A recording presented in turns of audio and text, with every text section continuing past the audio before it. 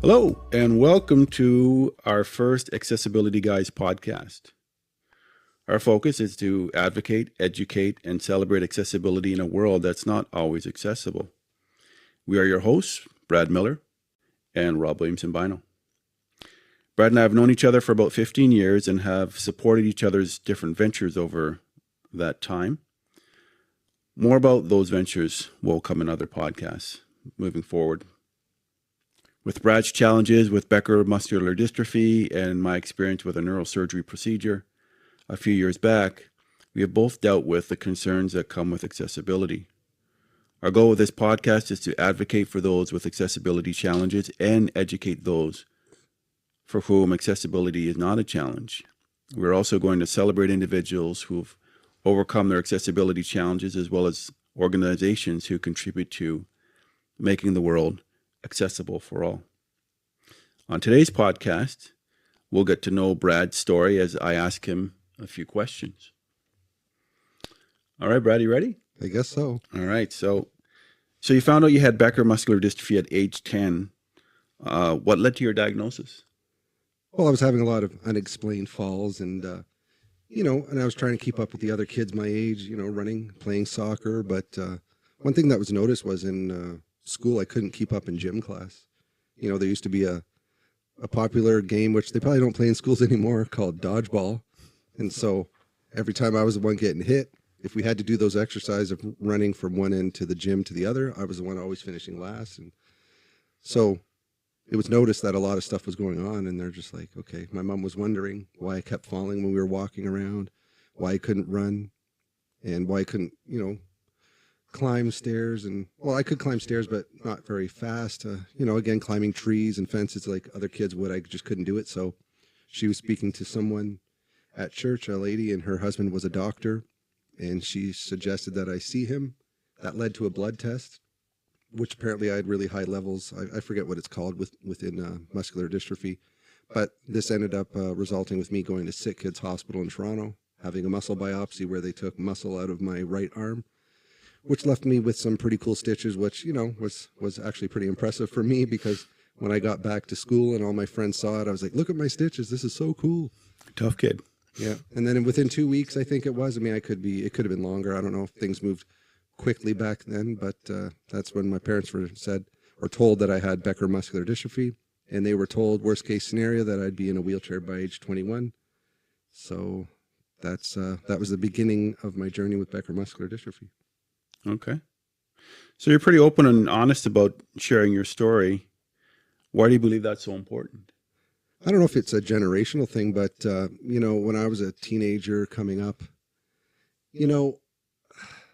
I was really drawn towards hip hop music for some reason. And, they like to tell it how it is. And even, I just really got into that because it was a very accepting form of music. And then it was also, you would be able to express yourself freely and say what you want. So honesty to me has always been something that I believe is the best thing to be, because, you don't have to make things up. Life happens. Life's a challenge. And, why not share them? And because there's other people that have gone through it or are going through that same situation. So I want to share it honestly so people, can relate.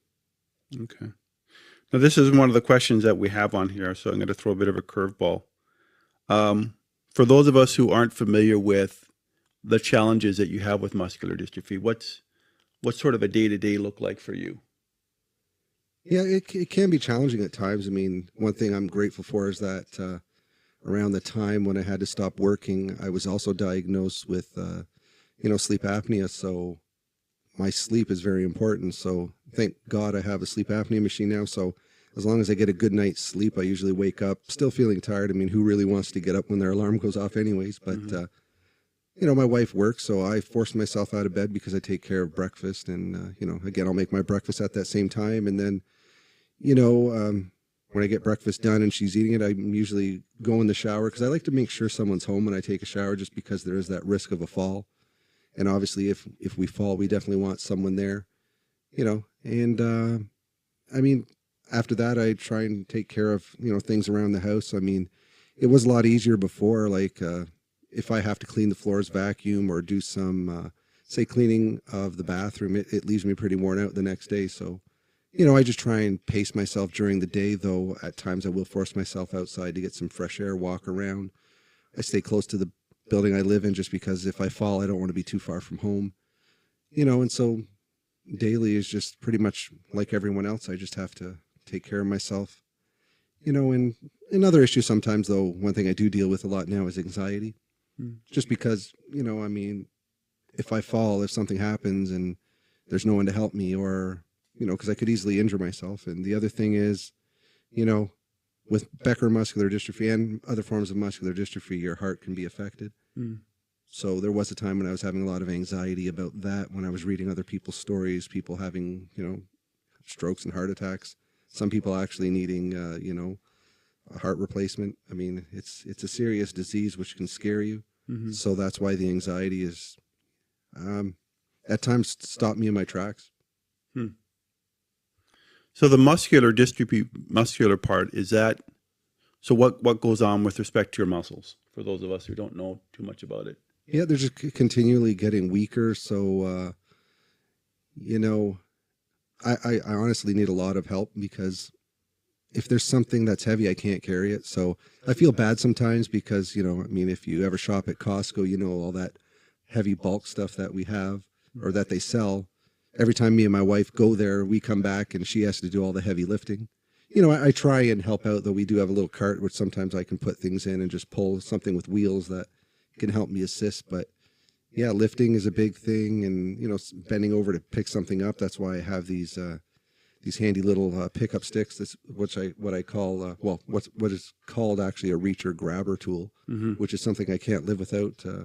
Just recently, the two I had broke, so that was really causing a lot of problems, because I use that to organize the laundry, pick up something if I drop it. And so recently I did order actually 4 new pickup sticks or grabbers, just because you need to have them. Because what's funny is you'll drop one of those reaching tools and then you'll have to use another one to pick it up, because it's just a real struggle. And the other thing is I can't climb stairs or go downstairs anymore, and so that means my wife is stuck doing the laundry, which I used to do and didn't have a problem doing. But sometimes I wish I could do more. But I mean, the main risks again are falling. Like even just taking the garbage out, something can happen. But maybe 5 years ago, I went outside wearing my running shoes and didn't realize it was slippery out and slipped on some ice and fell to the ground. But I was still able to get up using something called the Gowers maneuver.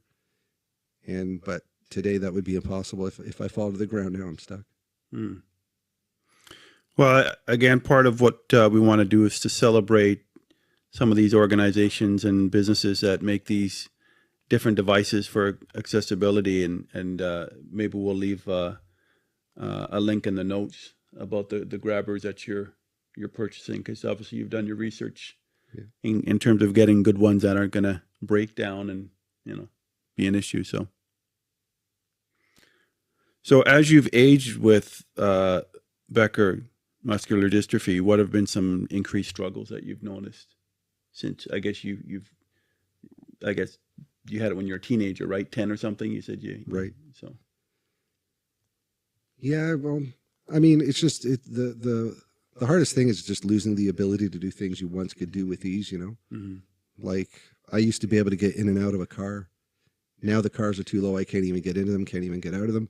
So in the last 3 or 4 years, we got an SUV, which really helps me, even though I still struggle, just because my legs have gotten so weak to the point where, it's hard for me to push off the ground sometimes, and my arms have gotten a lot weaker. Like the first thing I noticed, though, was a major issue is getting up from chairs. Like I used to love going to the restaurant, having a meal and not having to prepare it, just to be able to sit there and relax. But now the whole time when I'm at a restaurant or even at a movie theater, the whole time I'm worrying about, okay, how am I going to get up? Now, I understand some people be like, well, why don't you use a wheelchair yet or anything? And that comes into the other thing about accessibility. Sometimes if you're using something like that, it's not accessible. I mean, it can make things difficult. I mean, there are people out there like me who would use mobility aids every once in a while. And, so there are part-time wheelchair users and stuff like that. So that's the problem these days, is just, dealing with inaccessibility and the issues of possibly falling. So that's a major issue for me right now, is just the risk of falling. That concludes part 1 of our interview with Brad. Stay tuned for part 2. Thanks for listening.